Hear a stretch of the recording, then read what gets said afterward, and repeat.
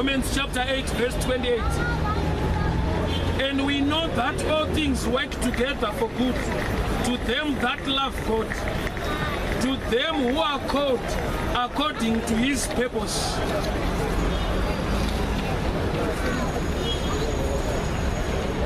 And we know that all things work together for good to them that love God, to them who are called according to his purpose. And that is very good to them that love God.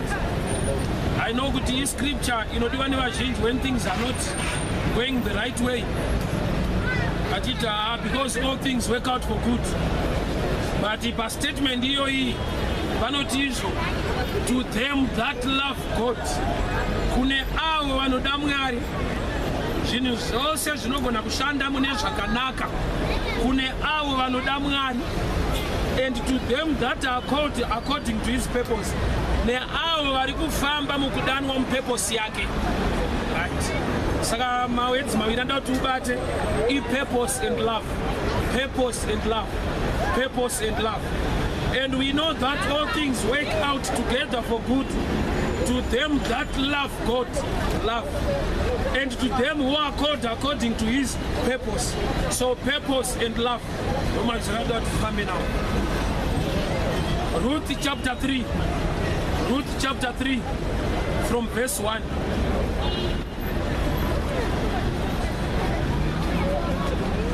Ruth chapter 3 from verse 1.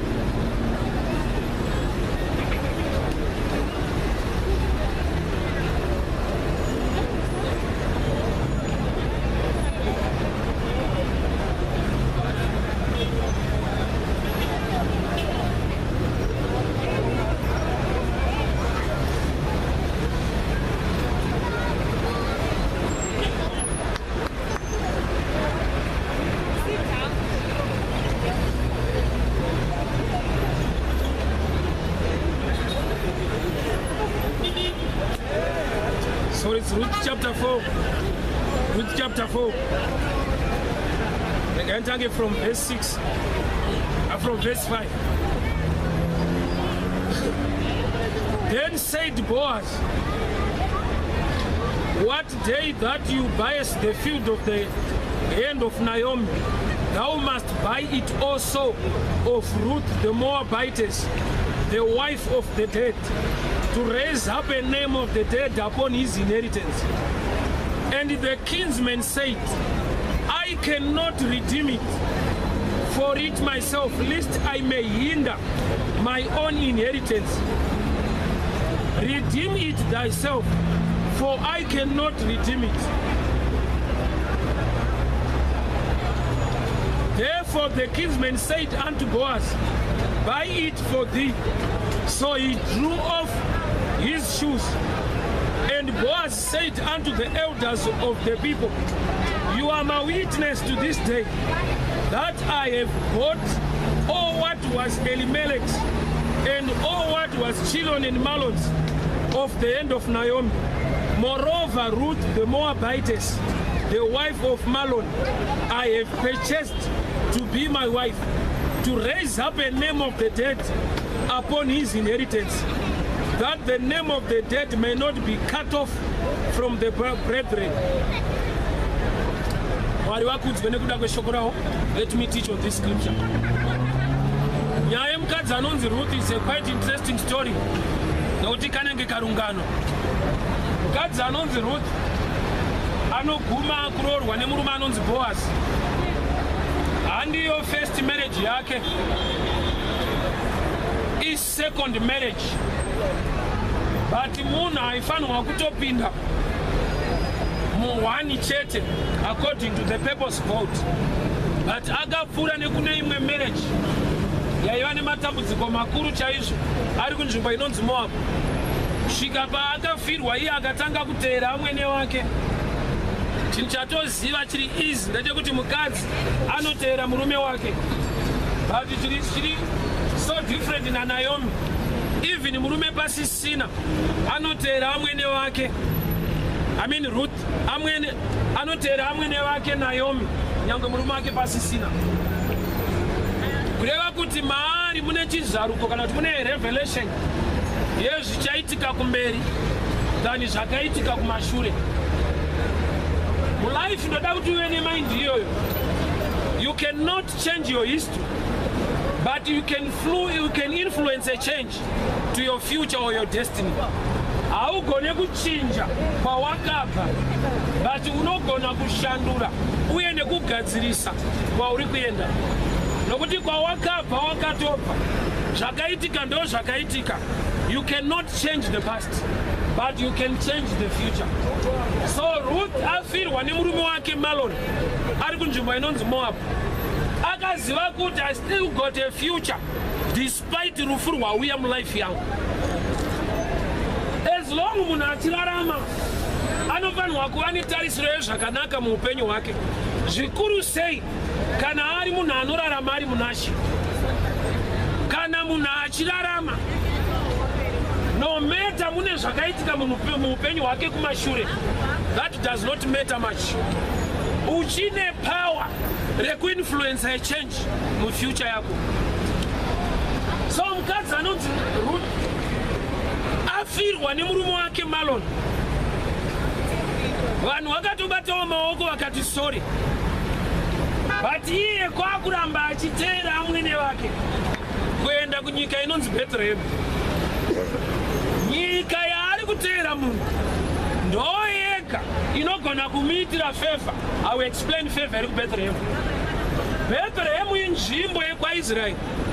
KwaIsraeri kwaiva nemurawo wekuti hama yedu murume akafa aine mukadzi, vaning'ina vacho vanogara nhaka, wedha vari kuzvida havazvide, but itsika yekuBhethlehema yekuti hatingarege mukadzi wehama ari shirikadzi. Kureva kuti isystem yaifaita ushirikadzi zvakanyanya, pakuti wese anenge akunzi shirikadzi kukangowanikwa hama yechirume yekumurume wake inorarama ainzi chibva watora kuti vagone kudzima zita rekunzi shirikadzi. Right.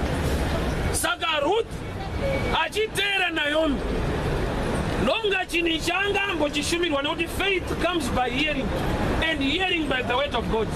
Tarisiro iri muna Ruth yekuti zvangu mangwana zvinoita haina kuuya nekuda kwezvivindi kana kungoti zvinongoita chete, but akava nekunzwisisa kwakauya neshoko raaipota achiudzwa naamwene watsikwa dzekuBhethlehema. Zvino Bhethlehema yako nhasi munhu akamira panapa ndiJesu. Muna Jesu mune tsika yekusimudza marombe kubva muguruva. Muna Jesu mune tsika yekururamisa munhu asina kururama. Muna Jesu mune tsika yekushandura upenyu hwemunhu.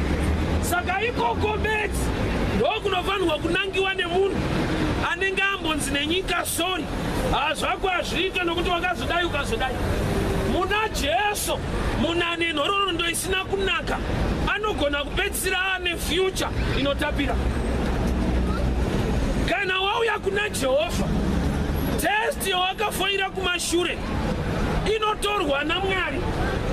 Kana wamuna Jehovha haizoramba ichinzi wakafoira, inenge yakunzi testimony iyo uriwo wakatoifoira test yacho, but Jehovha vakaitora vakaisa mulife mako chikamu chenhororondo yekwawakabviswa naMwari, kwete kwawakakundikana.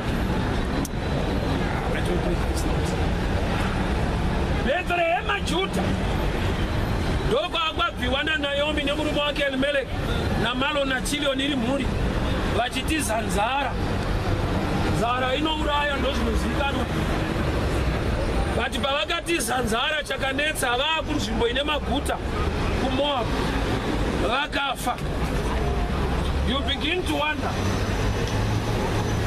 kuti paunozowandawo basa rine mari ndopaunowana matambudziko achiimprova, zvekuti ndopaunobatwawo zvimwe zvirwere zvinotyisa zvezvakuda kusastenwa nemari idzodzo. Iwe pfungwa ndedzekuti ndikawanawo zviri nani upenyu hwangu hureruke, but panouya zviri nani zvacho pane zvisiri nani zvinosumuka futi. Malon, Chilion, Elimeleki naNaomi vakati nzara iri munhu haina kunaka, handei kwatanzwa nemukurumbira kuti kune maguta. Regandi kuti spirit iyoyo muvanhu iri normal and iri common, but haifanirwe kuva normal mumwana waMwari, nokuti vana vaJehovha they move according to the word of God, not according to situations. We don't move by sight, we move by faith. Saka Mahlon naChilion naElimeleki vakabuda muBethlehem nekuda kwemaonero avari kuita zvinhu. Mulaifu ukararama nemaonero ako une mukana wekuenda kusiriko, but wamboona sekunge ndiko, nokuti pakurarama unofanirwa kushandisa maonero aJehovha, nokuti iye ndiye anoziva zvakanakira upenyu hwako. David obva ati Jehovha mufudzi wangu, hapana chandinoshayiwa. Kureva kuti haasi kutora pride kuti ndinazvo, ari kutora pride yekuti ndinaye. Jehovha mufudzi wangu, hapana chandinoshayiwa. Igwai riri kupoza kwete nemafuro kuti handishaye nokuti ndoziva kune mafuro. Igwai riri kupoza nemhando yemufudzi wariinaye. So Mahlon and Chilion and Melech, nzara yarova Bethlehem. Ko iyo nzara inomborova sei house of bread, nokuti Bethlehem zvinongoreva house of bread, nzvimbo yechingwa, nzvimbo yaJehovha, musha waMwari. Sei mumba mashi moita mukurumbira wokuti maita nzara, vanhu kwakutorongedza mabhegi vachibuda mumba mashi vachienda kusina ishe, but kuri kunzi kune zviri nani. Rega ndikudzama yangu wakamira pano, hakuna chiri nani kunyika chinopinda nyangwe nenzara iri mumba maJehovha. Zviri nani kugara munzara ina Jehovha dhani kunoguta munzvimbo isina Jehovha. Nomunga mashoko akati kurei, but rega nyatsoatsigira. Zvine much wisdom kugara muBethlehem rine nzara dhani kuenda kuMoabhu kune maguta, nokuti ukatarisa upenyu hwemurume anonzi Elimeleki aenda kuMoabhu, akasvika ikoko vakamboti dyei sevanhu vafambira chikafu, akafa. Maari aifungidzira kuti pamwe nzara ndo inouraya, haana kuziva kuti kubva muna Jehovha ndo zvinouraya. Saka aenda kuMoabhu kune maguta ndokubva afa. Afa kudaro vasara vacho Mwari kwakuita urongwa navo, vasiwa varoora nemukadzi wake Naomi, Ruth naOpa ndopa vakatanga kuronda rwendo kusuka mabhegi. Amai ava vanga vanzwa nemukurumbira kuti Mwari arangarira vanhu vake zvakare kuBethlehem. Ndo zvakanakira kuramba uri muBethlehem, nokuti ipapa hatina kunzwa kuti nyangwe vanga vabuda nenzara kwakasara vanhu vakapera nenzara. Takanzwa kuti vakabuda vacho ndo vakafa. Vakabuda Bethlehem vachienda kuMoabhu ndo vakandofa. Vakasara munzara vaina Jehovha, nzara yakashaya basa. Zvikafanana nevana veIsraeri vari mugwenga. Mugwenga inzvimbo yekuti kana usina chekudya unofa, but not with the children of Jehovah. Vana veIsraeri vachifamba neshongwe yegore mugwenga munonzi makaoma, vakaexperience provision yaJehovha.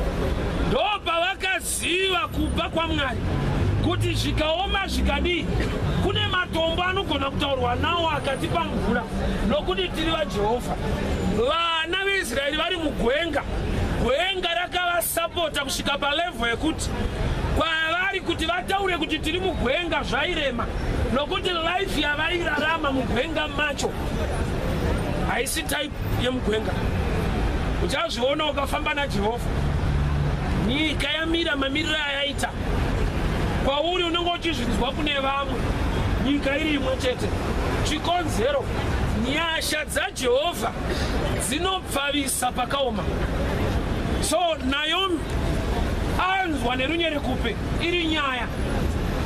Mwari arangarira vanhu vake kuBethlehem, akati nazvichanetsa, Bethlehem ndo kwangu, regai ndichidzokera, but ndinofara nemhando yevaroora vaangawana, zvikuru sei anonzi Ruth, nokuti kana ari Opa muroora anga ari right, but dambudziko rake munhu asina revelation yefuture. Ndo imwe mhando yemunamati wekuti kunyika akatorongedza mabhegi akasiyana nako, but ari muchechi akutamba upenyu hwekunyika ari muchechi. Opa pakarongedzwa mabhegi ekudzokera kuBhethlehema nerake rakarongedzwa mona, vakatakura mabhegi vakudzokera, but pakatanga kushumirwa vhangeri rinoda mamwe manzwiro. Vhangeri riri kushumirwa naNaomi rinoti, varoora vangu, handigone kukuberekerai murume angakuroorei. Saka zvakwamuri kuti mudzokere kuvabereki venyu, kuna Mwari wenyu, kunyika yenyu, nokuti nini handichakwanisa kukuberekerai murume anokuroorai. Irori rega vhangeri riri pachena kudai so, rekuti ukarinzwa neidzi chete unoita saopa kuti mama apa mataura chokwadi, nokuti tinetarisire zvimwe zvinhu muupenyu mangwana. Saka opa akabva akisa Naomi akati, mama, thank you, hamusi mufundisi anonyenyeredza, munongobuda pachena so kuti hapana chinobuda. But chiri so shocking ndechekuti mukudzokera kwake kune mumwe anonzwa zvisingaite kudzoka. Rega ndikudzi, mikana iri kuberuka haina zita remunhu, ine mhando yemunhu. I'll repeat this message. Opportunity yekunzi Ruth akaroorwa naBoaz. Boaz anga asina zita rekuti tamira Ruth, aingonzwa nyaya dzevanhu vakaroorwa kumhuri yaElimeleki. But mukana wekuti achizoroora Ruth, opa itovawo nawo 100%. But akaublowa nemanzwiro aakaita vhangeri rekudzoka kumba. Iro vhangeri rakamudzora, sei rakagona kuenda nemumwe? Ndakati zvinobudira pachena muupenyu zvakamira sekudai. Pachikoro pandakafunda, pandakafoira ini, pane vamwe vangu vatakaenda navo ikoko vakapasa ipapo. Zvobuda pachena kuti mhando yematicha ataiva nawo aidzidzisa zvokuti unopasa, but ini ndakava mhando yemudzidzi anofoira panodzidzwa zvinopasa. Let me repeat it. Handigone kunyepa kuti maticha acho anga asingagone, nokuti aiva pasaidi pangu kana akaita ma-A7 ne2 ma-B ndikaita 6 ma-D. Zvapachena kuti zvaitaurwa naticha ndo zvakanzwiwa neuyu akabuda nema-A. Kwakazobuda ma-D manzwiro wangu ndiri pasaidi. Saka area inopasa vamwe inogona kufoira umwe. Zvoita sekunge mharidzo haisiriyo, gamba munzwi ndiye asati ati just manzwiro. Simba remagetsi rakafanana, rinozongosiyana maringe object kana kuti mudziyo wakonectwa at the end. Pakaiswa firiji haiwa munotonhorerwa, pakaiswa stovhu haiwa munodikitira. Izvozvo hazvipe picture yekuti magetsi anopisa. Basa raakushanda inyaya yegadget yakonectwa at the end. Sando zvimwe chete nevhangeri rinongonzi the gospel is the power, isimba. But kuti kwauri isimba rinoita sei, ya mhando yako inorisivha shoko racho uye kutenda nezvaunozoita naro.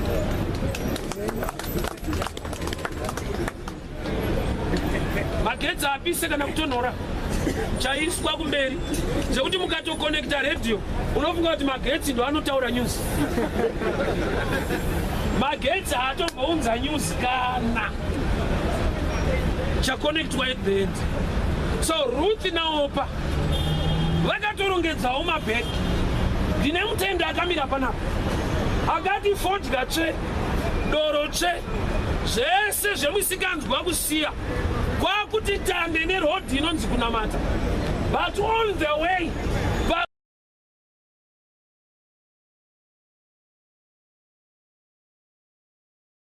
zvichanzwika. Saka ndakati mwaka kwandiri zvikanzi mufundisi, ndinoshaya kuti sei Mwari asingandikomboreri, because zvakaipa zvese ndakasiya. Ndikati aiwa ukatodaro unenge watire svei kutaura kwacho, nokuti hakuna anosiya zvakaipa. ukatona wakusiya wakasiswa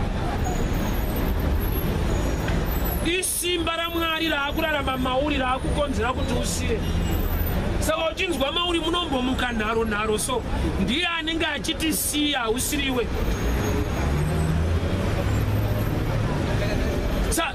Ikoko kuva nesimba rekuti uregere kuba ndo chimwe chikomborero chihombe, ndo zvinoita kuti ugare uri free usiri kujeri.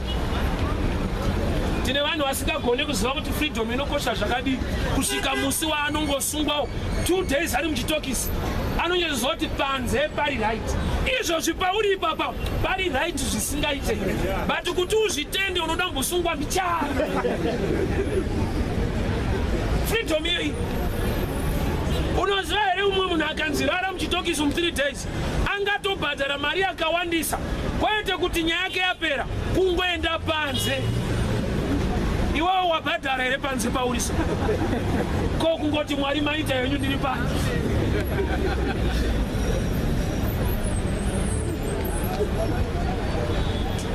Orpah and Ruth vhangeri ravari kushumirwa harina kusiyana, but maresults anouya nemanzwiro aita mumwe. Saka Naomi paanoti handigone kukuberekerai murume anokuroorai, ndonga Naomi akazvinzwa kuti kuroreka tinororeka. Amai haagone kutipa anorora, but yekuroreka vaitaura kuti tinororeka. Saka chandakuita inini handichataimira munhu, but ndaakufamba nemunhu ndichitaimira Mwari. Ruth ndokubvati Mwari wenyu achava Mwari wangu, vanhu venyu vachava vanhu vangu.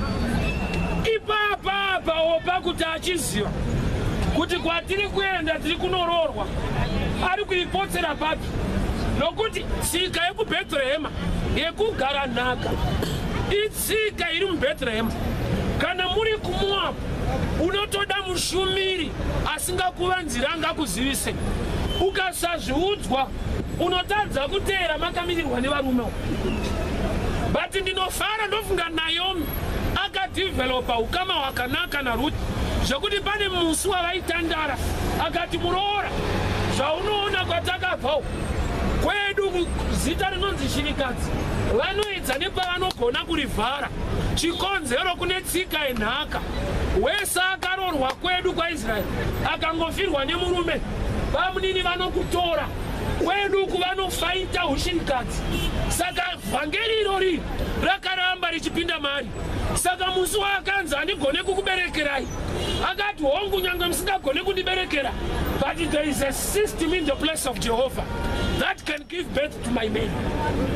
Hauna ndinzo handigone kukuberekerai murume angakuroorei.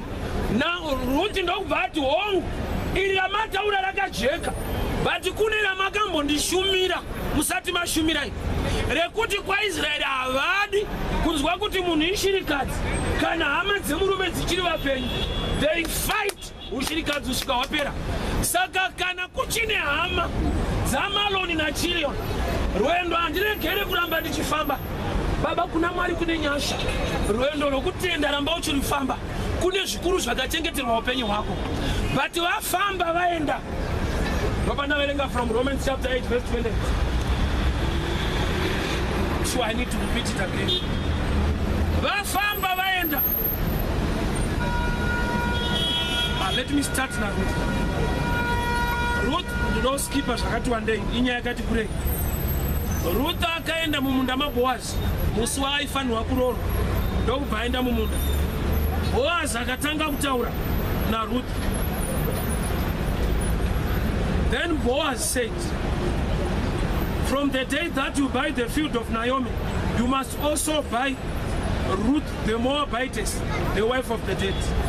And the kinsman said, I cannot redeem it myself, lest I may impay my own inheritance. Kune mumwe murume aifanirwa kuroora Ruth aiva pamberi paBoaz. Murume iyeyo zita rake harina kutaurwa, aingonzi a kinsman who was close more than Boaz. Zvobva zvamboburitsira pachena kuti murume wawo panga ariko kwanga kune 2 vari mulineage yekwaBhoazi vaifanirwa kuroora 2 vari kubva uko, but mumwe wacho akapotsa chizaruko akadzoka sekunge haacharooreka, but anoroora wacho ariko kumberi uko. Wese ari kufungidzwa kuti zvakazviite ndo mafungiro ako. Muna Jehovha zvinoita ukava nekutenda. So Ruth aenda asvika kumunda, vhangeri ndokubva rashumirwa naBhoazi. Zvikanzi wewe kinsman redeemer uri pamberi pangu, chinditorerawo Ruth umurorewo. Uri kuona here kuti yekuroorwa kwaRuth haidi Ruth kumira-mira, nokuti kune tsika iriko kare yekuti varume ndo vanenge vachimira-mira kuti shamwari roora munhu ukarega ndotora inini. Kureva kuti Ruth anga akawandirwa nevarume, but achiuya munzira zvaita sekunge haana future. Samurume aiva pamberi paBhoazi ndobva ata no, handingagone kumutora because inheritance yangu inozoshaya vanhu. Chikonzero akatarisa nhororondo yaRuth. Ruth akaroorwa naMalon for 10 years havanonge vabereka. Saka munhu akabuda mumarriage asina the fruit of the womb. Saka paakauya vanhu vanga vakutya kuti manje nhaka yemunda inozosara nevana vapi, pakuti wacho mukadzi watiri kupiwa habereki. Izvozvo ndo zvakaita kuti Ruth asaroorwe nemurume asina zita. Aiwa, uione kuti yakanaka yekuti asina zita akusiye uitewo zvine mazita. Murume ari kunzi kinsman redeemer asina zita itaipi yeumwe upenyu wanga hwakatungamira uchida kuraramwa newe, but kune upenyu huri muna Kristu uno unofanirwa kurarama. Murume uyu haana nezita, but he is in front. Ndobva tikazvikanzi ndikatora Ruth ndakuvadza dzinza rangu nokuti habereke. Chinhu icho chichi ndochandati tiende kuna Romans chapter 8 verse 28. Romans chapter 8 verse 28.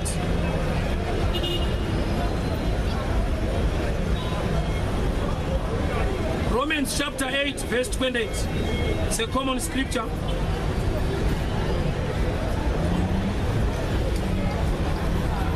And we know that all things work out together for good to them that love God.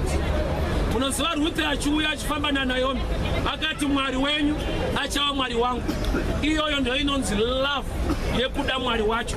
Akatotangawo kuda mwari asati audzwa kunzi mwari anokuda, iye ndiye akatangawo kutoti mwari wenyu achava mwari wangu. Nokuti statement iri very common kumunhu wese ari mu tough situation. Anongoti all things work out together for good. But the deeper revelation of this statement is when you are in love with God. Only that. And while you are in love with God, and we know that all things work out together for good to them that love God, to them that are called according to his purpose. Saka natimazwi maviri atinofanirwa kufamba nawo ndi love na purpose. Saka Ruth aiva ne love yekuda mwari uye yekuda mwene wake Naomi. Purpose yaiva nayo yaiva yekubatsira Naomi. That's why paakasvika Bethlehem Judah haana kutanga kunotaimira marriage, akatanga kunotsvaka basa. Ruth chapter 3 not akati kuna amwene wake, regai ndiende mumunda chero mandawanirwa nyasha ndishande tione zvinotibatsira. Purpose yaiva maari isiri marriage, uri kuda kushanda kuti abatsire vamwene. Mupurpose ndo maakasangana naBhoazi. Ruth haana kusumuka pamba achinotaimira Bhoazi. Ruth akasumuka pamba achinotsvaga basa chero mumunda. But Bhaibheri robva rati akaerekana amumunda maBhoazi. Zvoita sekunge bashanda rake kuti aenda mumunda kwawo, gamba chatsvika kuti aite sekunge apinda mumunda chaiwo. Chakonzera kudaro inyaya yelove naMwari. Ukaita rudo naJehovha kwauri chinenge chaakuitika hainzi laki, dzinonzi nyasha.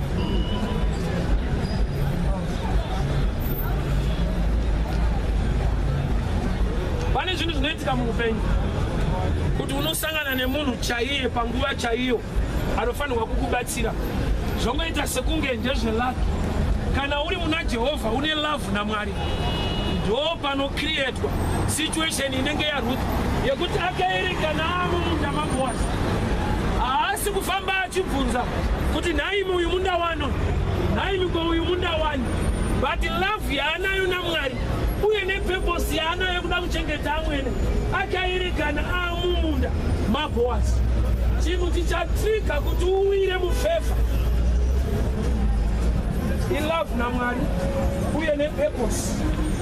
Love and purpose. Chinangwa nerudo. Chinangwa nerudo. Love and purpose. Ruth aine love naMwari, Mwari wenyacha Mwari wangu. Aine purpose yekuchengeta amwene. Akati nditendere ndiende mumunda. Chero mandaenda. Chero mandaenda. Kuti Ruth hana zita rekuti ndikuda Boazi. Ane chero munda waari kuda. But nyangwe ati chero munda wandaenda. Nekuda kwekuti akati Mwari wenyacha Mwari wangu. Mwari hamutendere kuenda chero mumunda usine ine future yake. Dai Mwari wakakuitira nyasha uregere kuenda panzvimbo pasine ine upenyu wako. But ungoerekana wasvika mune zvinobatsira upenyu wako. Zvisina kurongwa but denga rino riri kuronga mafambiro ako. Bhaibheri robva rati tsoka dzevakarurama dzinorongwa naJehovha. The footsteps of a righteous man are ordered by the Lord. Kureva kuti tsoka kuti igone kuwana pekutsika, Bhaibheri robva rati and thy word is a lamp unto my feet. Shoko renyu ndo mwenje wetsoka dzangu. Kuda kuti handifanirwe kusumudza tsoka kana ndisina shoko. Alright. For thy word is a lamp unto my feet. Shoko renyu ndo mwenje wetsoka dzangu. Kuda kuti pese pandinoda kusumuka ndifambe, ndinofanirwa kutungamidza shoko raJehovha rive chivheneko kuitira kuti ndiregere kubondera. Panoda shoko kutungamira. Saka uchiona pese panoda kuitwa chinhu naMwari, anotanga atungamidza word chinhu chotera. And God said, let there be light, and there was light. Saka chakatanga kuvapo haisi light, mashoko anounza light. And God said, Jesu achiuya kwakatumwa mumwe murume anonzi John. Akabvunzwa kunzi umborani unoita nezvenyu? Akati ndiri izwi rinochema murenje. Kureva kuti word kunotanga kwauya izwi kuti zviri kudiwa naMwari zviitike. For thy word is a lamp unto my feet. Saka handitenderwe kusumudza gumbo kana ndisina shoko. Ndo zvinoita kuti ufambe uchingobondera bondera. Chikonzero tsoka dzako hadzisi kufamba mulight of the word. So Ruth atera Naomi vakasvika Bethlehem Juda. Akati amwene oyo yekungogara haite, kwete yekusarorwa, yekungogara. Nditenderei ndiende mumunda mandinonoshanda muwane chekudya. Ndokubva aenda first day akandoshanda mumunda akadzoka nezvaakawana. Kusvika amwene vakazobvunza munda wawakushanda iwewo ndewani? Saka ndiwo murume anonzi Boazi. Naomi akavhunduka zvikuru. Zvikanzi murume mumunda mawapinda iwewe ndiyo mhando yemurume inofanirwa kukuroora, nokuti ndewerudzi rwaElimeleki, ndiye kinsman redeemer wedu kumunda kwauri. Haana kupinda nekuziva, but akapinda nerevelation yaingova mari, akaerekana amumunda.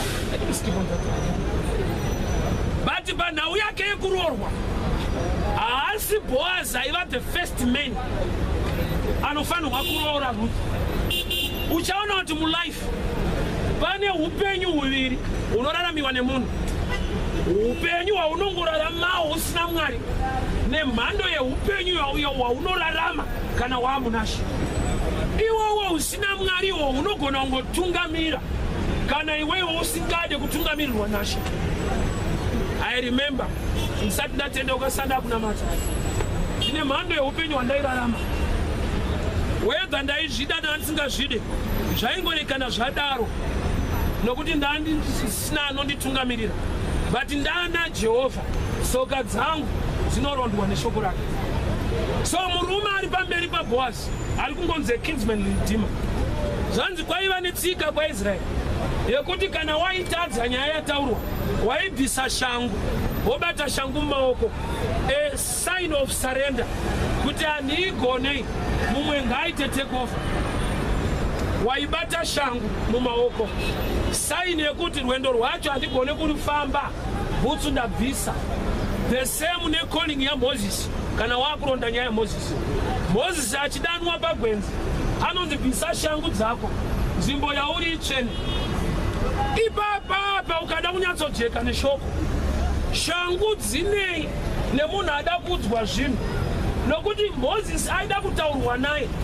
Pane kuti hanzi nzeve dzako ngadziteerere, anonzi bvisa bhutsu. Bhutsu dzinopindirana papi nemunhu anoda kukurukurwa naye. Isaini yaaipiwa kuti panyaya tichakurukura rwendo rwacho iwewe uchambori tufambei, but hauna kwaunoenda, rwendo rwacho richatosimudzirwa nemumwe. Nyaya yekusapinda kwaMozisi Kenani yakawanikwa paDaily Calling, akanzi bvisa. Saini yekuti rwendo rwacho haurigone, but imbofamba mchana. Let me skip on that one. So kwaIsraeri yaiva tsika yekubvisa shangu kuti nyaya iyi handiikwanise. So kinsman redeemer iva pamberi paBhoazi ndokubva adzibvisa akati ini nekuda kwekuti munda ndaiuda hongu, but kuzorora Ruth nenhororo ndayandanzwa yekuti 10 years in marriage asingabereki, pazvichaita ndingakanganise dzinza rangu. Rega ndikudzama, anokugona iwewe ndiJesu, nyika haikukwanisa.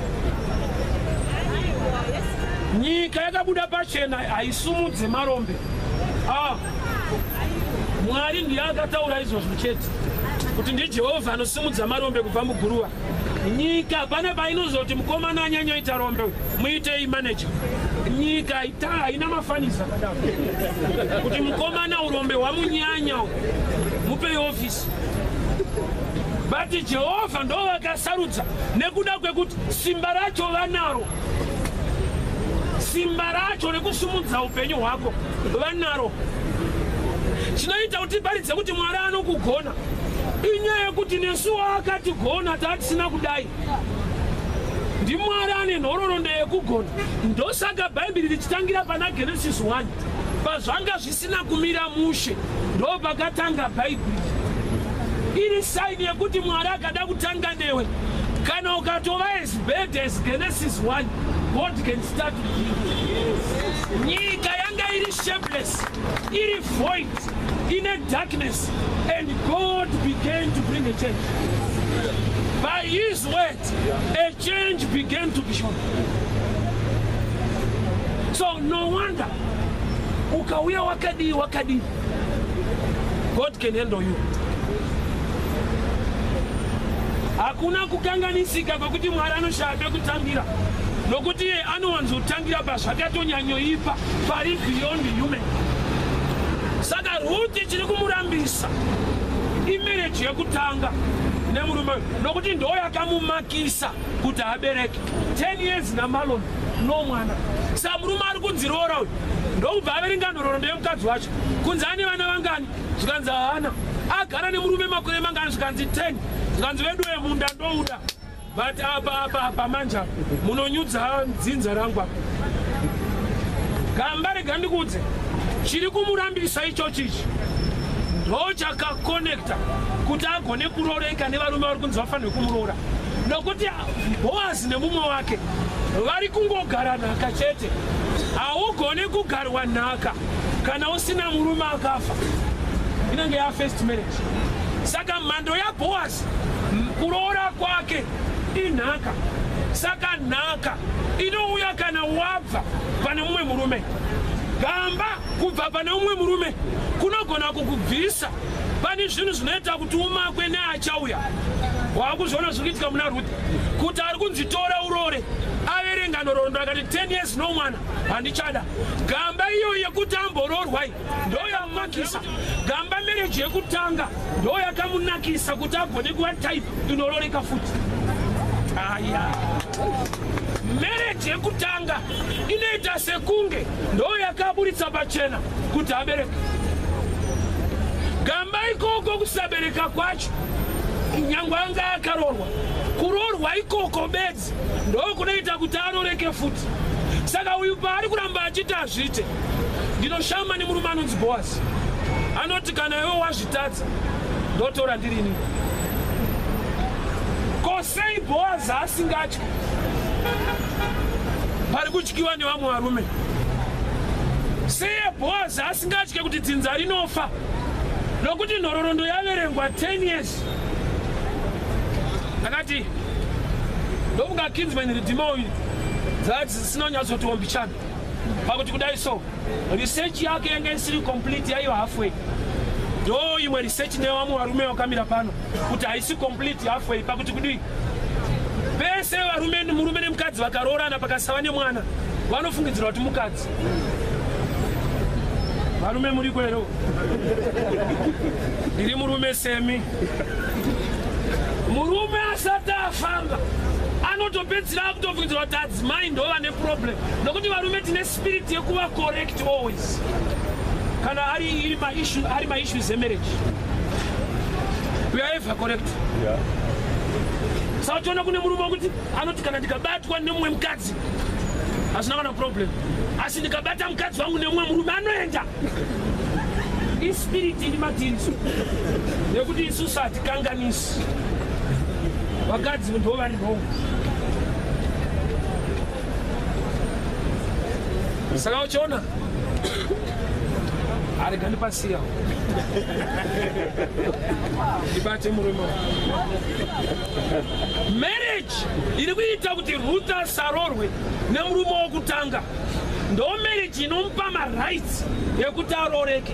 Saka pane the other side iri negative the other side iri positive pa one problem. Saka mulife yako situation yauri zvozvo ine rimwe side riri positive nerimwe side riri negative, but riri positive unongoriwana through a revelation, riri negative rinowanika necommon sense.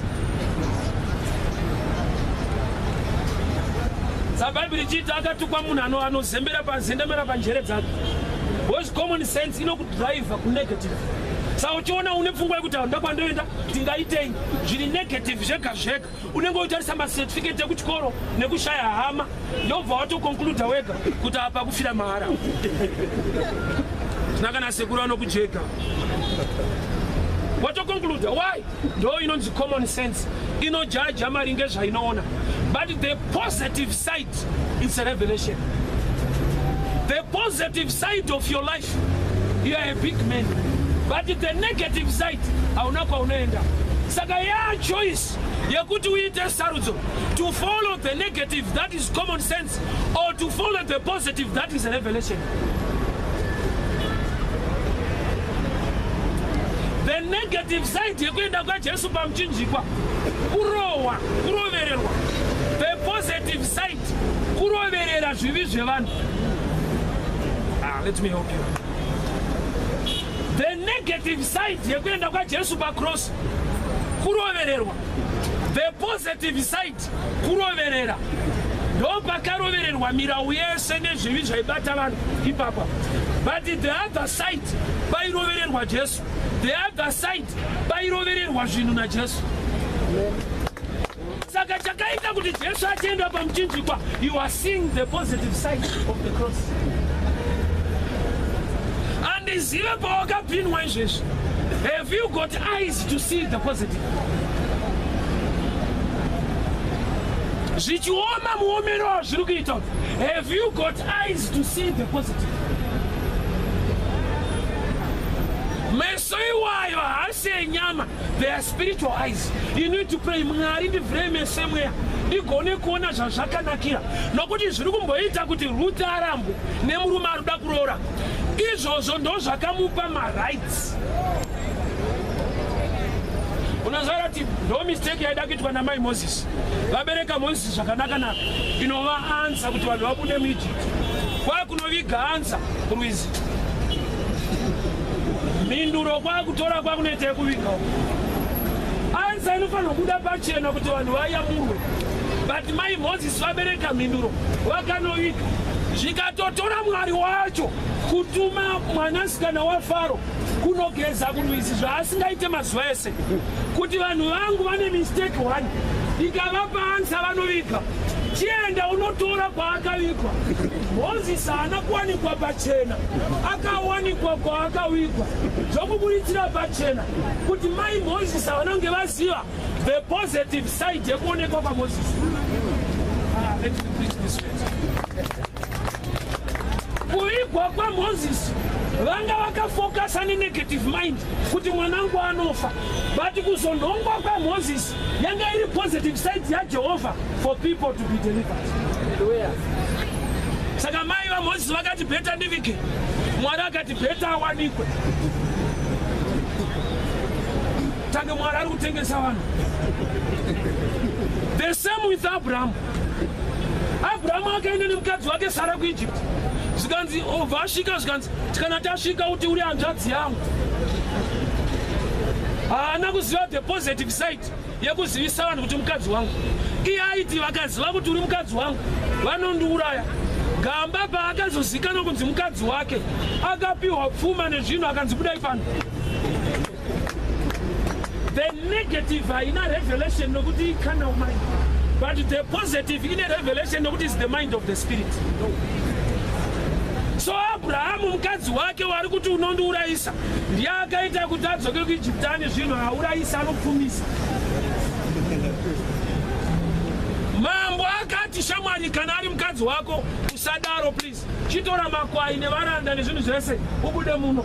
Mukadzi waari kuti unondiurayisa ndiye anopfumisa. Kuti muna Abraham that positive knowledge yanga isimo. The same na mai vaMoses. Ukaona vachiviga Moses kunenge kungwara, but kuri kushaya ungwari hwacho. Nokuti ungwari hwaJehovha unoda kuti Moses awanikwe, kuti vanhu vabude muEgypt ndokunge Moses awanikwe. Chikonzero ledza ndikudzi chiti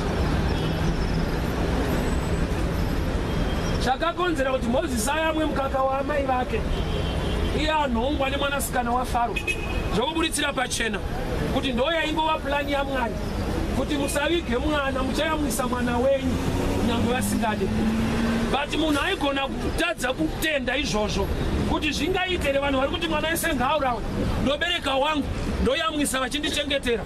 Akazoona zvisingaite akati rega timboviga. Mwari akati yamuri kuviga inoita miraoni, chienda iwewe Miriam unomira musaidi merwizi. Musi unotorwa Moses utaure nemwanasikana waFaro kuti ndokutsvagirai anoyamwisa here. Uchaona mwanasikana waFaro achibvuma kuti heye mutsvage. Kureva kuti kuna Mwari Moses yaiva ansa yakatoprotectwa, but mai vacho vaida kuiviga nokuti mavari the positive yacho haisi kuoneka. Chakanakira kunhongwa kwaMoses ndechekuti kana aakugara mumba maFaro mune much security than kurwizi, nokuti akasaonekwa naFaro makamuviga kutsanga rimwe garwe rinomunhonga. Shuwa here kuviga mwana kurwizi kutsanga kune nyoka nemakaro inenge security kubva kuvanhu, but haisi security kubva kunyoka. Mwari nokuziva kuti apa pakangopfuura neshato Moses waenda. Amai ava kuviga havagoni. Mwanasikana waFaro ndinhongere mukomana, toda kumuvigira kumba kwenyu.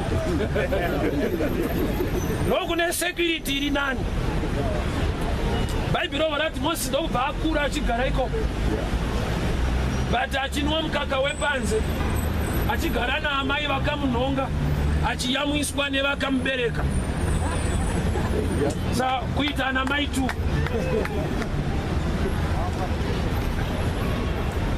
So Ruth chiri kumurambisa nemurume wokutanga inyaya yekuti ari kuti ndikangotora mukadzi uyu dzinza rangu ratoguma, nokuti for 10 years haana kubvira abereka. Saka inini Boazi nini handichada shamwari, chitora mukadzi uyu nemunda.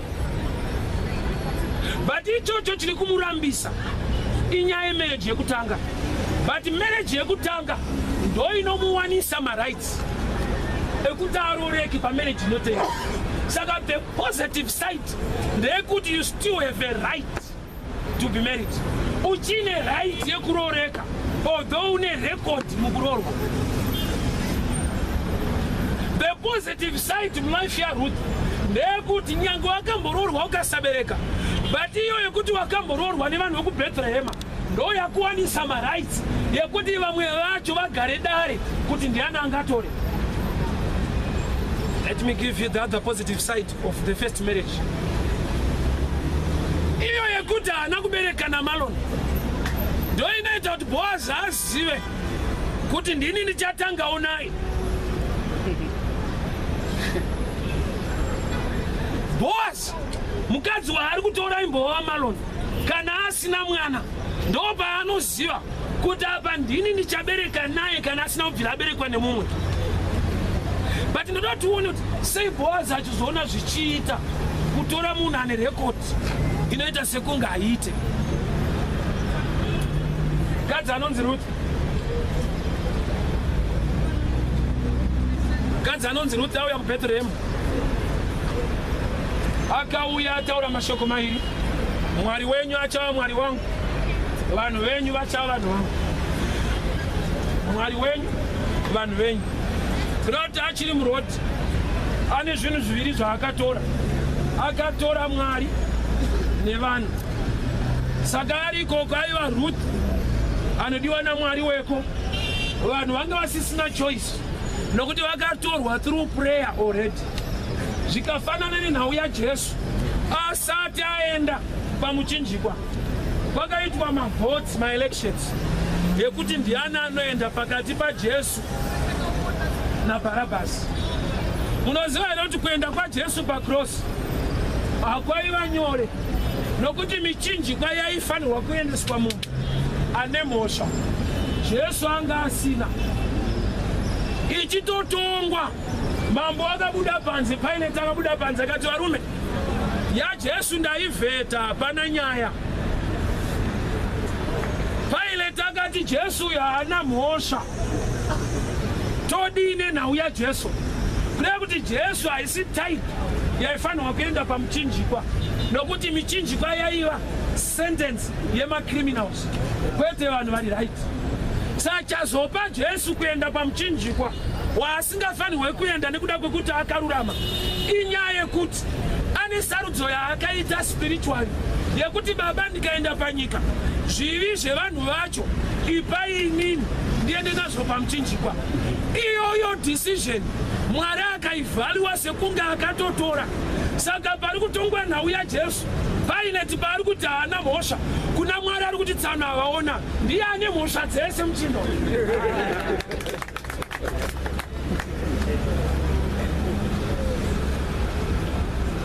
Exchange yakaitwa itwa spiritual. Saka nokuti Pilate is not a spiritual man, haana chaari kutomboona kuti this man is carrying every problem. Barabbas aitova better pastatus yaJesu according to the revelation. Jesu anga atakura nezvangu, Barabbas anga akatakura zvake chete. But problem yaiva naJesu nezvehama dzangu, nezvasekuru vangu, nezvatete vangu, akati Mwari zvemunhu wese ndipei. But Barabbas anga asina zvemunhu wese, anga ane zvake. But ichitova chinzi Jesu apa, Barabbas apa, unoona Barabbas akaipa from the natural mind, but from the spiritual mind Jesu ndiye atakura kuipa kose kwaari kuda kunoroverera pamuchinjikwa. Saka Pilate mukutonga nyaya semunhu ari kutonga nenjere dzake nemaonero ake. Saka uchiona ukashandisa dzako nemaonero ako kushumira shoko raJehovha, unoshumira zviri plani zvisirizvo. Unoziva kuti Pilate baba achitoti Jesu haana mhosva, zvaita sekunge anyatsoona. Gamba ndiye atakura mhosva dzevanhu vese. Ipapa Pilate achiudza vanhu ndatogeza maoko, murume haana mhosva. Mwari ndoba itoti tsanoanoonera. Mwari ndoba akazoti okay, hadzisi muspirit idzi. dai dzakaona exchange yakaitwa chakatoinga Jesu panyika kutakura zvevanhu vese kuti aende nazvo pamuchinjikwa zvekuti ari muGetsemani Jesu akanamatira muchinjikwa wake kuti Baba simba ndipeire kupfuura neku kusiri kuda kwangu asi kuda kwenyu kuti Jesu time yaakahwina time yaanga ari muGetsemani kwete pamberi pevanhu. I remember ndichizvishumira kuti dai Bharabhasi aiziva kuti havasi vanhu vakamuvhotera ndobva aizoda Jesu zvakanyanya. Jesu apa Bharabhasi apa vanhu ndokunzi munodani ndiani angaende pamuchinjikwa vanhu vakati isitoda Bharabhasi Jesu ngaarovererwe. Ipapa Bharabhasi akafungidzira kuti vanhu vanondida ngamba nokuda ndiJesu akakudzikirira kubva pamuchinjikwa akaenda ire nokuti Jesu ari muGetsemani akaziva kuti ndikasanamata panendiswa Bharabhasi bheta ndinamate kuti ndiwane muchinjikwa wangu nokuti vamwe tsano vangapaende. Bharabhasi ndofunga angovhoterwa nevanhu akafamba door to door mangwanacho amuoneka ndokugarisana vakazondiponesa last minute. Ipapo haasi kuziva kuti wanofanirwa kubata ruoko nekutenda ndiJesu weNazareta kuti dai musiri mitenzi ndangaenda. Pane pamwe pakuti unofanira kutarisa upenyu hwako woti asiri Jesu dai asiri Jesu ndangaenda. Nokuti nzwa ukaona munhu achikuitira chakanaka akanaka ndiMwari haasi munhu. Saka ukaona munhu achikuitira chakanaka mune umwari hwakushanda mumunhu iyeyo kwete kushanda kwemunhu iyeyo zvekuti nyange uchitenda munhu iyeyo enda futi nerweseri unoti Mwari maita henyu nyange wapiwa chinhu. Nokuti saka uchinzwa nyange nemapofu kana achipemha mari anoti rubatsiro vana vaMwari tinoita kuti ati vana vaMwari ari kuisa umwari hwacho mauri kuti pamwe hungashande nokuti akangoti rubatsiro vanhu we munhu zvacho asakati vana vaMwari tiramudarireiwo wega unochinzwa umwari huri mauri naMwari ataurwa unoziva kuti tisu tikunewo but akati hama dzangu rubatsiro ndiri hama yake asi akati vana vaMwari we rubatsiro umwariwo hwataurwa nehuri mauri unoita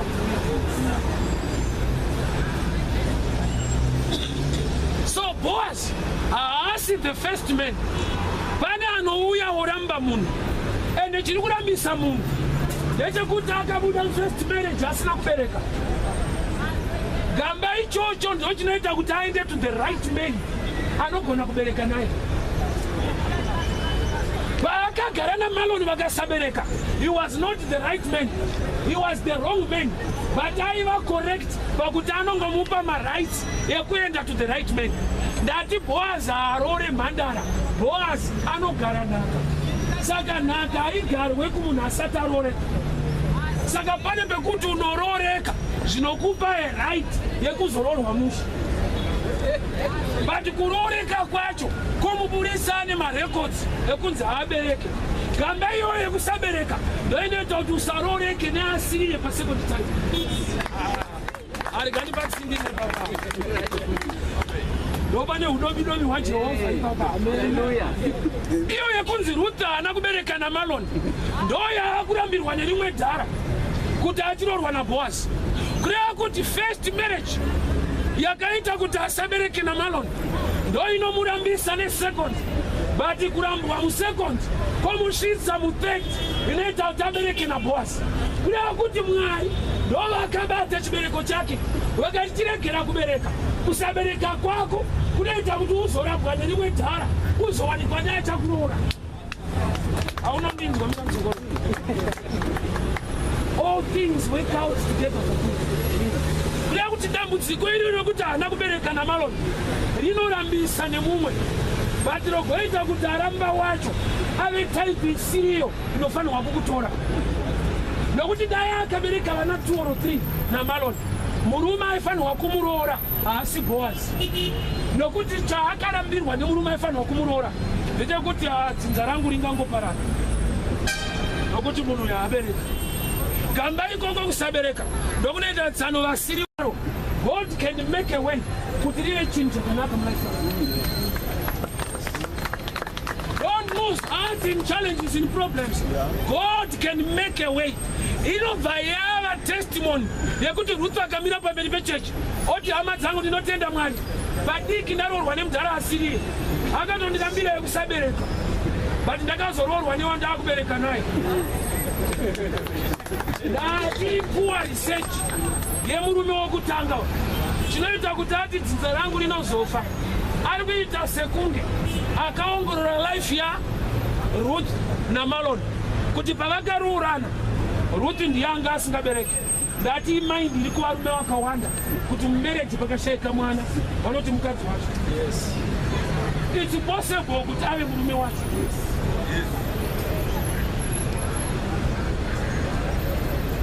Ndakazonzwa iri nyaya mudhara agara nemukadzi wake mwana ndokubva ashayika dhara ndokuenda kusaiti avanonokeka akashaya mwana mumba anoenda kusaiti nokuti anongokonkurudza kuti mumba mangu mukadzi wangu ndiasi right. Aenda kusaiti wekusaiti ndokuona kuti dhara rine mari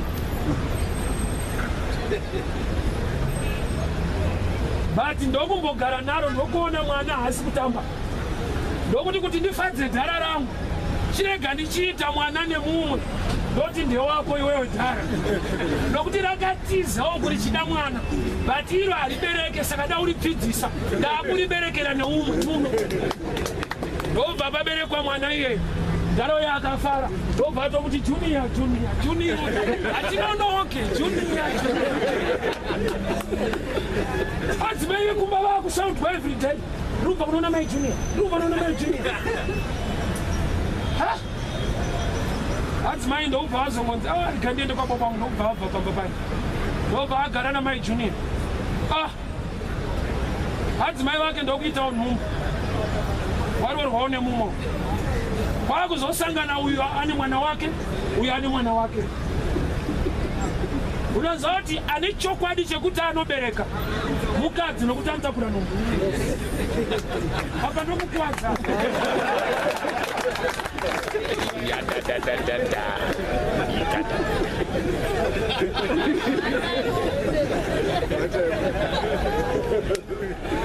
Baba Junior vasangana nefirst wife ine vana. First wife ipapa haina kunyeperwa nokuti ndo yakatakura nhumbu but Baba Junior vanga vane maquestions nokuti varume hatitakure nhumbu kuti iye Junior ndini here vakadzokera vakanotarisa nzeve nemhanza ndopa vakazoudzwa chokwadi kuti ndinonyanyozvitsva.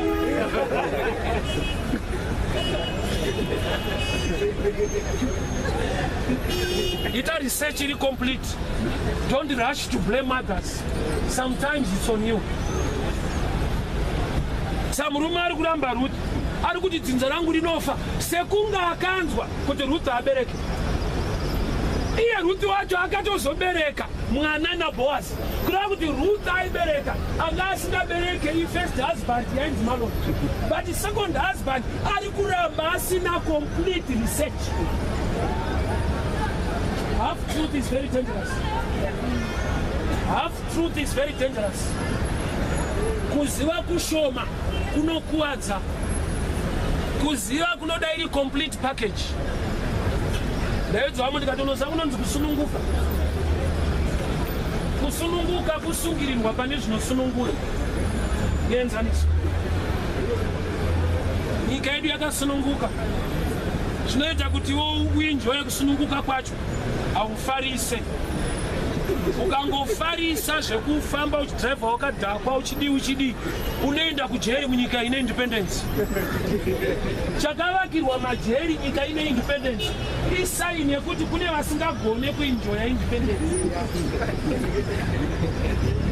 Apapa sina need yekuvaka majeri katasununguka. Saka jeri chiratidzo nekuti kune mhando isingagone kuenjoya independence inongoda kuramba yakasungwa isu tasununguka. Sazoreva kuti kusununguka kugona kuzvirovedzera pamirawu inosunungura. Ukapotsa kuzvirovedzera pamirawu inosunungura unosungwa nevamwe vako. This time haasi mabhuna anokusunga vanhuwo zvavo unovharirwa. Kana kuti nzata varume takasununguka kaisi onza hapa tiwapfuriridza hatisununguke kusvika zvavakuita.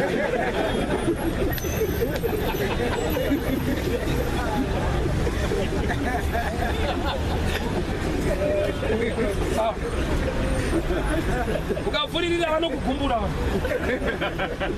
unoenda ku.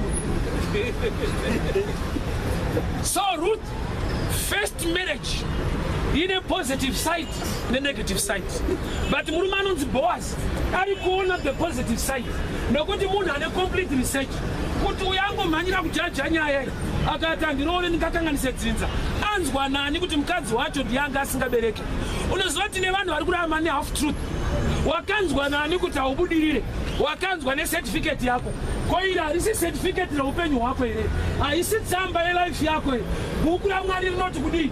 Zvino kana uchitoverenga hwani nyaya wovimba nayo, iyo nyaya yeupenyu hwako ichiwanikwa on two subjects, shoko raJehovha nemashoko evanhu. That's why Jesu aibvunza vadzidzi, vanhu vanonditani ko imimi munonditani? Pita paakataura Jesu akati ndinofara nyama neropa hazvina kukuzivisa. Kureva kuti munhu anoziviswa ne2 areas, nenyama neropa uye nedenga, ende ane choice yekutenda kwaari. Nyama neropa hazvina kukuudza, asi baba vangu vari kudenga. Pita angaenda kudenga here? Kwete. Denga rine tsika yekuudza vanhu vari kuda kunzwa. Ivo vatiri kufamba panyika kudai. Pita ari kunzi baba vangu ndo vakuudza, ukatokuudza kuti Mwari akaita sei hamuzivi, but ari kupota achiudzwa nebaba. It's a spiritual issue. Saka kureva kuti munhu ane 2 areas dzaanotora knowledge, from flesh and blood and from the spirit. And chine deeper revelation nema keys a success in life is from the spirit. Why? Life is spiritual. Peter anonzi wakaropafadzwa iwe kureva kuti ukapota uchinzwa kubva kuna baba you are blessed, but ukanzwa kubva kunyama neropa hapana blessing. Kureva kuti information yavataura pekutanga kuti vamwe vanokuti John, vamwe vanokuti Isaiah, vamwe vanokuti Jeremiah ndoyenyama neropa. Ipapa nyama neropa isingataure mazita ekubhawa, vamwe vafundisi nevaprofita, but zvonzi hazvisi. Handakati ipapa kaoma kuti unorasika uchitora zvemubhaibheri. Zvanzi vamwe vanoti Jeremiah, vamwe vanoti Isaiah, Jesu wata ko imi munoti kudii? Ko vataurwa vamwe vemubhaibheri varimo but hazvisi. Osapano pekuti unoita zvirimo zvisizvo. Saka unonetsa kutsiura manje nokuti unenge une nharo dzekuti unoti zvirimo apa. Ndiri kuzviita nokuti zvirimo apa. Solomoni akati pfuma haina nematuro ese, saka siyanai nepfuma. Ndikati Solomoni wacho makambonzwa nezvaanga ari here? Akati hazvina maturo nokuti anga anazvo, azvishandisawo. Unoziva here kuti suit, ndikakutengera suit unonyatsonzwa kuti yes, but after 1 week unenge wakuti hasuit hapana zviripo. Izvo singareva kuti hapana zviripo, zvinenge zvangoreva kuti waijaira saka value yakabuda. Solomoni pari kuti hazvina maturo anga aneta nazvo. Anzonoti tamboinjora. Alright, kana zvisina maturo kureva kuti haufanira kuzvishaya. Zvari kuti hazvina maturo kuti zvepfuma izvi hazvina kana nemusoro wese. Zvino kana taakushaya zvisina nemusoro wese, zvine musoro togozozviwana rini? Kurati ipapa akatowanza ipapa kana achiri pfuma ina maturo koini nekushaya kwandiri kuiita ndava levo ipi yekushaya zvisina nematuro.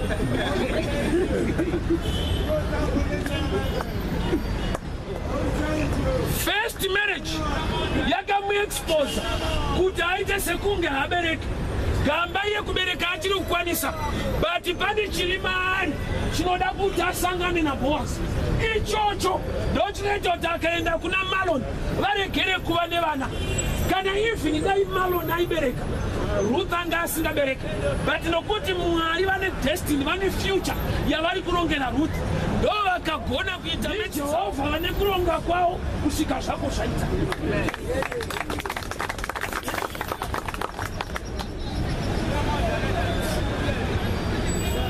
Sachinenge chiri kunegative, chimwe chikaita chiri kupositive. Jehovha vati zvese zvinogona kushandirana kuti pabude chakanaka cheupenyu hwako. Mamiriro azvakaita zvese Jehovha vanogona kuzvibatanidza vakabuditsa chakanaka cheupenyu hwako. Handizive mamiriro azvakaita nhasi, but wandiri kushumira ndiMwari wamasimba ose kuti even the negative iri kutaurwa palife pako Mwari vari kuona the positive of it. Kushayiwa kwako une zvakwakanakira mufuture yako. Dati Mwari every challenge ukabuda mairi chinenge chinhu chinodadisa wakudza vanhu kuti unoniona ndine muti yakadai ndakafamba netsoka. Comes a testimony, but patime yekuexperience yanga iri test chete. Testimony inoberekwa netest, but patime yetest haugone kunge une meso efuture ekuona kuti this test is part of my testimony. Mwari vakakuropafadza even nhororondo yako vanhu vanofunga kuti uri kunyepa. Kosa kune vanhu vasimudzirwa naMwari zvokuti vakakuudza kuti ndaitambudzika unofunga kuti ari kujoka. Akakuudza kwaakabviswa iye unofunga kuti aiwa rungotivhara kuti tinamatewo. Regadi kuti nhororondo yemukadzi anonzi Ruth haidadisi. Chinodadisa ifuture yake paakagona kuramba achifamba achitera Jehovha. Akati Mwari wenyu achava Mwari wangu, vanhu venyu vachava vanhu vangu. Asvika kuBhethlehema haana kunotsvaga Bhoazi, akanotsvaga basa mumunda. Ari mumunda ndo maakaonekwa naBhoazi. Problem yedu ndakati Mwari zvavanoita